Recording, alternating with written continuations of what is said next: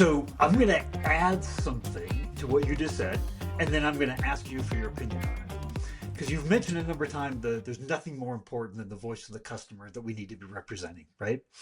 And the way I started thinking about this is what you enable is for the contact center agents to the executives that are leading this to be the voice of a customer as a service to every other department in the company. If you think about it that way, your job is absolutely CSAT, NPS, keeping the customer. But you have a second really important job, and that's to take all of that learning and provide it as a service to everybody else. We are service organizations, all of us, to our clients. We just have to think the same. We eat, live, and breathe as contact center executives about customer service to our external customers. We don't think that way to our internal customers. Why? We got to ask ourselves that, right? This idea of like, I think you enable for your clients, for them to be the voice of the customer as a service. How do you think about that? I completely agree. I think that sometimes it's because culturally organizations also have many years of maybe thinking about from in to out. From inside, we need to service the outside, the customers. They pay the salaries. We need to keep them happy. Right. We need to make sure that they stick around.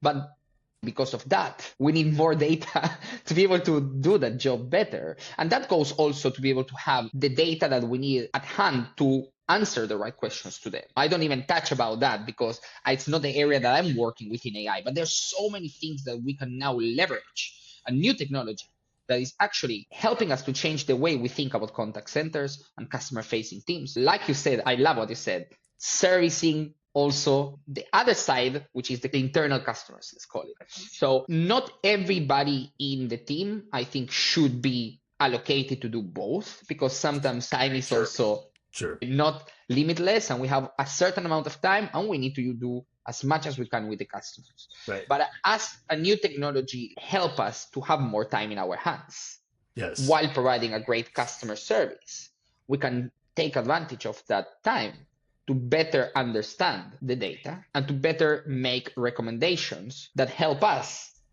then deliver a better service. I give another example that is not necessarily with support and service, but it's still in the realm of customer facing. A customer success team needs to know what is the status of what the customer asks for from the company perspective. Is this going to be released, and when or not? Am I allowed to tell to the customer this is on the roadmap and it's coming soon?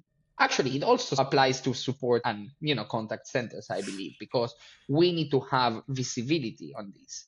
Again, data, insights. So we need to make the connection between what the company is building and the customer is saying. The connector is the contact center. So that's it.